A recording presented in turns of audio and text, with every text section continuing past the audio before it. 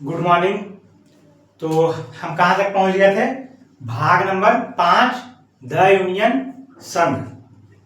भाग नंबर 5 में पढ़ रहे थे और पिछले क्लासेस में हमने जो जो पढ़ा है उसको एक बार हम रिकॉल कर लेते हैं।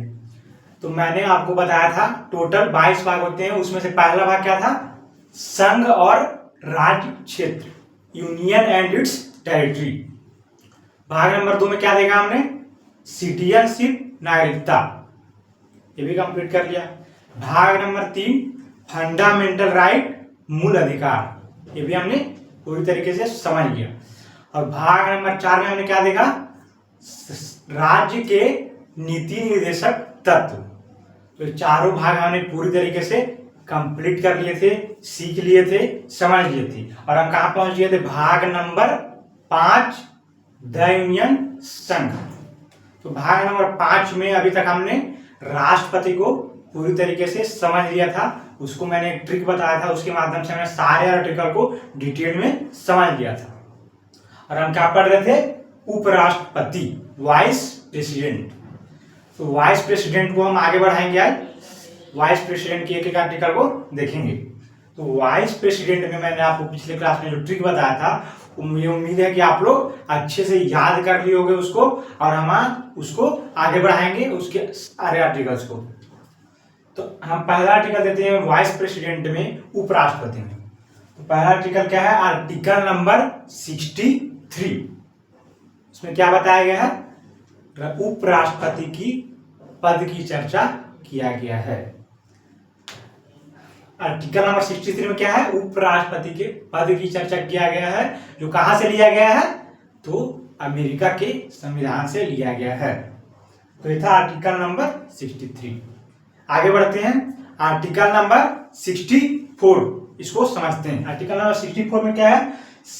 मैंने क्या होता है ट्रिक के माध्यम से इसको सभापति।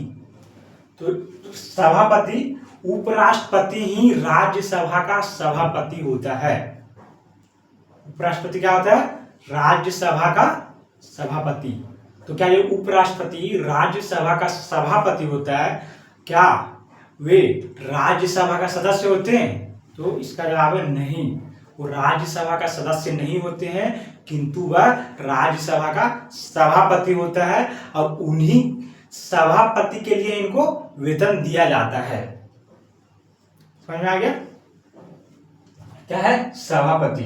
क्या वो राज्यसभा का सदस्य होता है? नहीं होता है, और वेतन उनको सभापति होने के नाते ही दिया जाता है। तो आर्टिकल नंबर 64 में हमने क्या देखा? सभापति, राज्यसभा का सभापति, जो कौन होता है? उपराष्ट्रपति।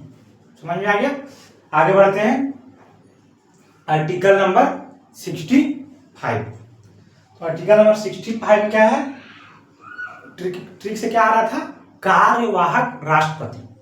तो समझते हैं कि कार्यवाहक राष्ट्रपति किसको बोलते हैं? तो कार्यवाहक राष्ट्रपति बोलते हैं कि राष्ट्रपति की अनुपस्थिति में उपराष्ट्रपति ही कार्यवाहक राष्ट्रपति का कार्य करता है। राष्ट्रपति की अनुपस्थिति जब होती है तो उनके जगह कौन आते हैं? उपराष्ट्रपति। इसको क्या बोलते हैं? कार्यवाहक राष्ट्रपति। और इस दौरान जब उपराष्ट्रपति राष्ट्रपति का पद संभालते हैं राष्ट्रपति की अनुपस्थिति में, तो इस दौरान वे राष्ट्रपति के सारे शक्तियों का प्रयोग कर सकता है। तो आर्टिकल नंबर 65 में क्या देखा? कि राष्ट्रपति की अनुपस्थिति में राष्ट्रपति कार्यवाहक के रूप में कौन आते हैं? उपराष्ट्रपति। तो आर्टिकल नंबर 65 में क्या है? राष्ट्रपति कार्यवाहक राष्ट्रपति, जो कि कौन होता है? उपराष्ट्रपति। मतलब कि राष्ट्रपति की अनुपस्थिति जब होती है तो उनके जगह कौन आते हैं? उपराष्ट्रपति, जो कि क्या कहलाते हैं? कार्यवाहक राष्ट्रपति। और इस दौरान वह राष्ट्रपति की सारी शक्तियों का प्रयोग कर सकता है। तो ये था आर्टिकल नंबर 65।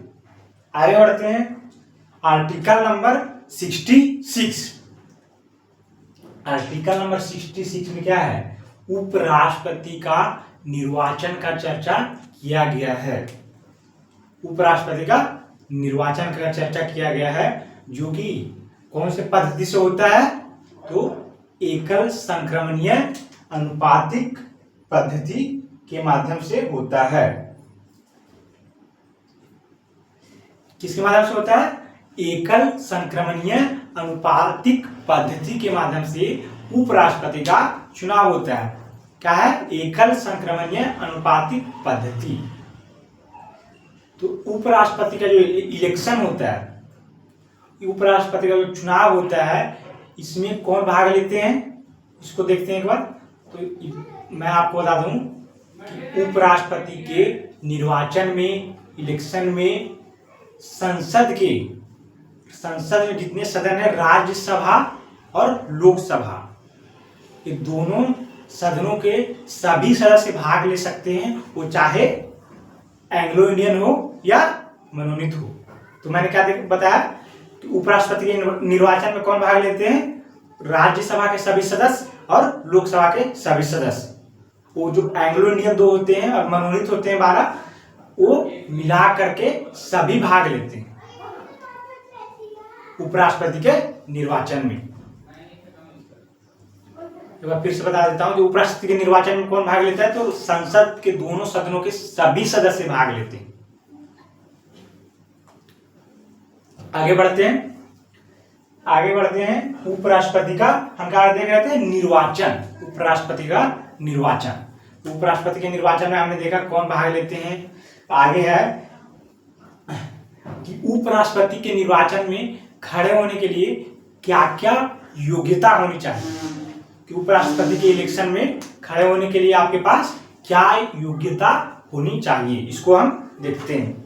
तो पहला कहता है वह भारत का नागरिक हो। पहला क्या है? वह व्यक्ति भारत का नागरिक होना चाहिए। और दूसरा कहता है वह पागल, दिवालिया नहीं होना चाहिए, जो कि मैंने राष्ट्रपति में भी आपको समझाया था दिवालिया किसको बोलते हैं, कि आप समझ गए होंगे, मुझे उम्मीद है। तो दूसरा नंबर क्या है कि वह पागल, दिवालिया नहीं होना चाहिए। ये उपराष्ट्रपति बनने की योग्यता मैं बता रहा हूं कि क्या क्या योग्यता आप में होनी चाहिए। आगे बढ़ते हैं। तीसरा है आपका 35 वर्ष का मिनिमम आयु होना चाहिए। यदि आप उपराष्ट्रपति में चुनाव में खड़े होने की क्या क्या योग्यता है, तो उसमें से एक क्या है कि आप यदि उपराष्ट्रपति का चुनाव में खड़ा होना चाहते हैं तो आपकी आयु कितनी होनी चाहिए? तो आपकी आयु 35 वर्ष कम से कम होनी चाहिए। ये क्या है? योग्यता। आगे बढ़ते हैं। चौथा क्या? लाभ का पद पर ना हो। मैंने राष्ट्रपति में भी आपको बताया था कि लाभ का पद किसको बोलते हैं। एक बार फिर से मैं रिपीट कर देता हूं कि लाभ का पद किसको बोलते हैं। इसमें क्या कह रहा है कि लाभ के पद पर नहीं होना चाहिए अगर वो कोई भी उपराष्ट्रपति के चुनाव में खड़ा होना चाहता है। तो लाभ का पद मैंने बताया था, क्या मंत्री, विधायक, क्या लाभ का पद है? तो आंसर है नहीं, मंत्री, विधायक लाभ का पद नहीं है। तो सवाल खड़ा होता है कि लाभ का पद कौन है? तो मैंने क्या बताया था, लाभ का पद जितने भी सरकारी नौकरी होते हैं वो सभी किसमें आते हैं? लाभ का पद आते हैं। क्या विधायक, और उसमें से विधायक, मंत्री लाभ का पद है? नहीं, वो क्या है? जनता का सेवक है। तो उसको याद रखिएगा।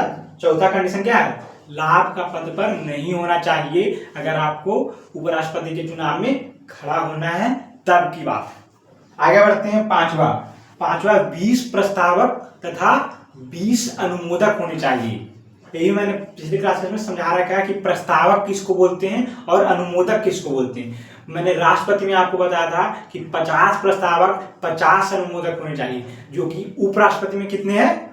उपराष्ट्रपति में 20 प्रस्तावक तथा 20 अनुमोदक होने चाहिए। आगे बढ़ते हैं। छठा कंडीशन ये कहता है कि 15,000 रुपए की जमानत राशि होनी चाहिए। अगर आपको उपराष्ट्रपति के चुनाव में खड़ा होना है तो क्या होना चाहिए? 15,000 रुपए की पहले आपको जमानत राशि जमा करनी पड़ेगी, तो ही आप उपराष्ट्रपति के चुनाव में खड़े हो पाएंगे। ये कौन सा कंडीशन था? छठवा। क्या होना चाहिए? 15,000 का जमानत राशि आपको पहले जमा करना पड़ेगा, तब जाके आप उपराष्ट्रपति का चुनाव में खड़े हो पाएंगे। आगे बढ़ते हैं, छठा जो कि लास्ट है, क्या है लास्ट? राज्यसभा। राज्यसभा के सदस्य बनने की योग्यता होनी चाहिए। ये क्या था? लास्ट कंडीशन था हमारा, किसके लिए? वाइस प्रेसिडेंट, उपराष्ट्रपति के सदस्य बनने की योग्यता मैं बता रहा था आपको। तो ये क्या है? 6 वो उपराष्ट्रपति के सदस्य बनने की योग्यता। तो हमने आज उपराष्ट्रपति में उपराष्ट्रपति का निर्वाचन समझ लिया, और जितने भी आर्टिकल 63, 64, 65, 66 को हमने कंप्लीट कर लिया है, समझ लिया है, सीख लिया। उम्मीद करता हूं कि आप भी मेरे साथ समझ पा रहे होंगे, सीख पा रहे होंगे, सब चीज याद कर पा रहे होंगे। तो आज के लिए इतना लास्ट करते हैं। आज हम बाकी की चीजों को हम नेक्स्ट क्लास में समझेंगे, नेक्स्ट वीडियो के माध्यम से समझेंगे। तो उम्मीद करता हूं कि सब आप समझ पा रहे होंगे और अच्छे से याद कीजिए, और मेरे नोट्स जो है इसको बनाइए। जब मैं लास्ट में साइड होता हूं तो उस समय आपके पास टाइम होता है, उसमें आप पॉज करके नोटबुक में नोट कर सकते हैं।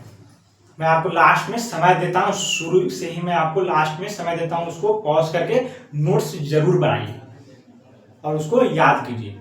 तो आज के लिए दोस्तों इतना ही, धन्यवाद, मिलते हैं नेक्स्ट वीडियो में।